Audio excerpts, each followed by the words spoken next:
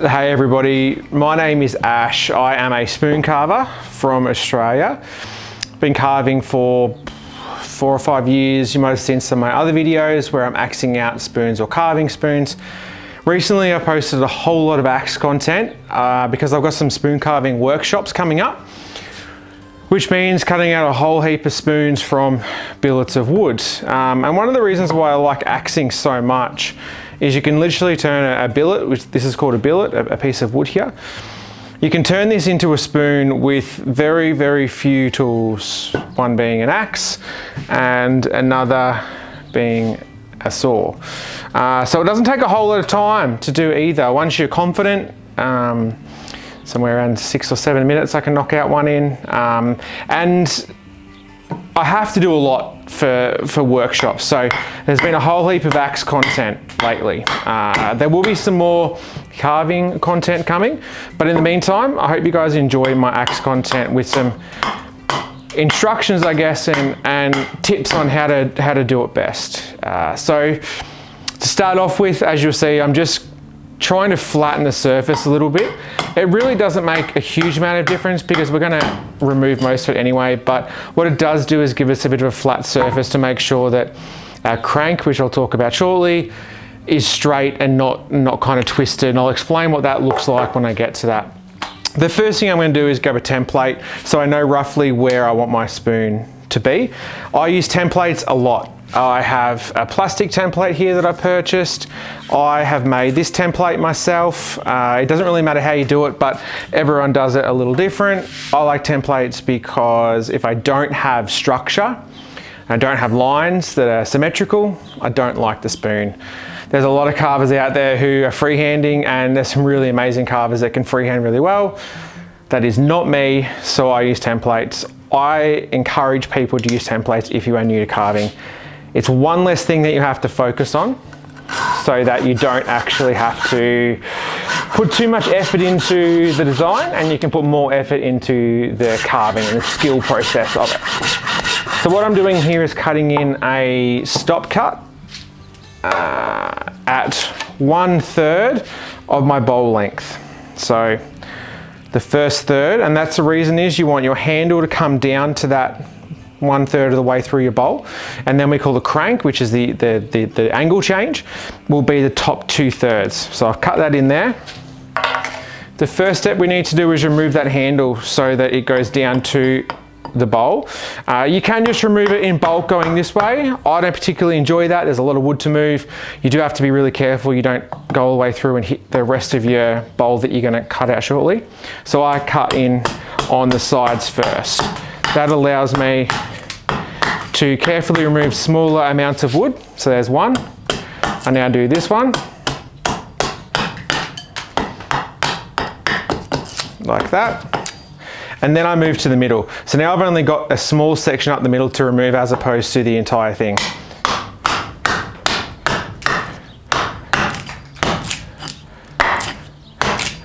So we take that down to that stop cut.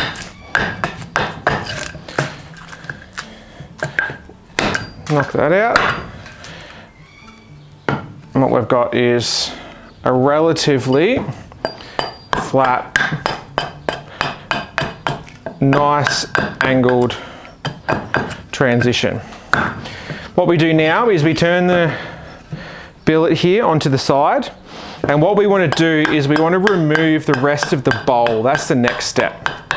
I see some people removing this section first. I always remove it last because if I'm carving this way with no stop cut, 9 out of 10 times I'll bust this out the bottom and it's no good. So what we do, we hold it on here and we aim at a 45 and down at a 45 so that we don't tear out under here. And we want to use the tip of the axe, not down here. So carving axes in particular will quite often have a big beard and a big top on them here. And that gives you a whole lot more precision and control when you are carving. So I'll knock that out.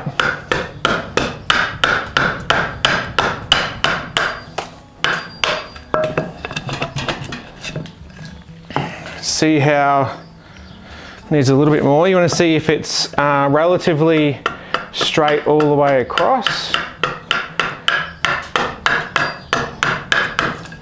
And for those that have asked me before, geez, your axe must be sharp. My axe is sharp enough that it can shave hair. It's brand new. It's been used maybe on 10 spoons so far. I've stropped it between spoons, stropped it again tonight, and I can shave my leg hair with my axe, which is pretty cool. So what we're left now is this. Handle, handle, handle, spoon bowl up. So this is where the spoon bowl is going to be. What we do now is, as I mentioned before, templates. So lay the template on. All we're going to do is trace out where it's going to be. Pretty straightforward. If you're trying to draw on really green wood like this, permanent markers do not work very well. You can use like watercolor pencils. They will quite often work quite well. I don't have any. What I have found that works really well is gel pens. Straight out of the 2000s, just like you were back in primary and high school, gel pens will draw on the wood no matter how wet it is. They don't wipe off, they give you a nice clean line, and it is easy to follow exactly where you need to go. Now we move back to our axe again. This is where we start to remove most of the bulk. In the same way that we cut this with one side at a time, we want to remove some of the back here so we're not cutting this whole thing out in one go. If I was to cut the whole thing out in one go, you can do it, and it takes out a huge amount of wood. The easier way to do it is to knock out the corners.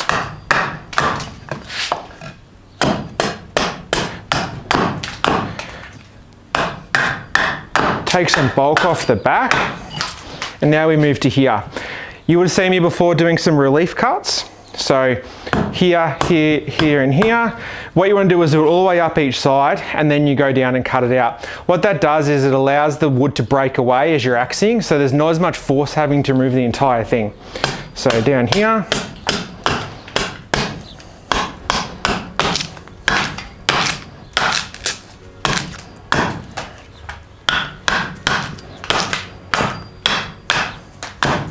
We then do the same on the other side. So relief cuts all the way up, and then you knock them all out on the way down. And what we want to do is to axe to pretty close to that line without going over. Take a little bit off that handle because we're not going to need that, and it's going to be easy to split away. The same sort of relief cut that we put in here, I put in on the sides of each of my handles. I do 2 as a safety net. Some will do 1, some won't even do a stop cut. Some will just axe it in. Those people are braver than I, with probably a whole lot more skill. So now we go down this way. Fingers to the side, obviously you do not want to take them off with the axe.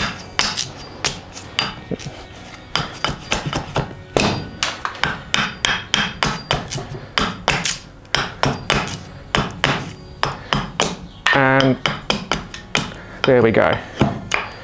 That is one side of my handle done. Move around, do the other.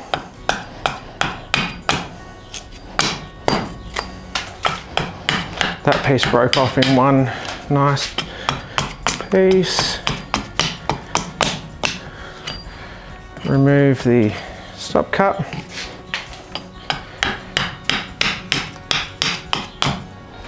And we have our handle done. Still do the back in a second. Now we're going to move to cleaning up the back side of the bowl. We want as little left on here as possible without making it too much so that we are going to carve through. So same principle as before, sides and then the middle. So looking down the back of the spoon,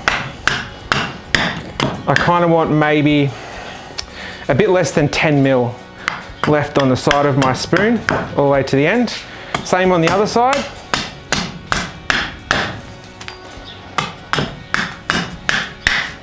And then we do the middle. You'll see the whole time that I'm doing this, my axe isn't actually changing direction to carve. I'm using the spoon itself to change the direction. If I only ever have to move in the one motion, it's a whole lot less likely that I'm going to bust through and ruin my spoon. Now we go back this way, and then take off the shoulders, like that. Same on the other side.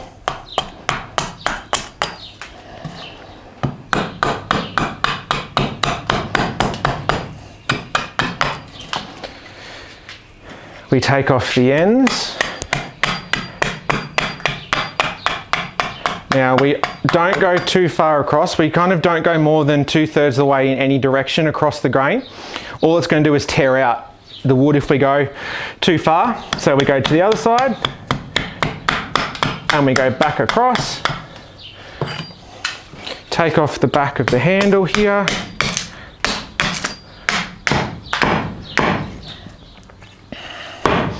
And what we are left with is, if I can get the balance there, is a wooden spoon ready to move to the knife stage, so using a sloyd and a hook knife. I can use a drawer knife, which I've got on the wall here, and my spoon mill to the side, but that one's ready to go. Hopefully you guys learned something. Feel free to like and subscribe. Comment would be fantastic. Let me know your thoughts. Is there anything I could do different or anything else you want to see? Thanks and happy carving.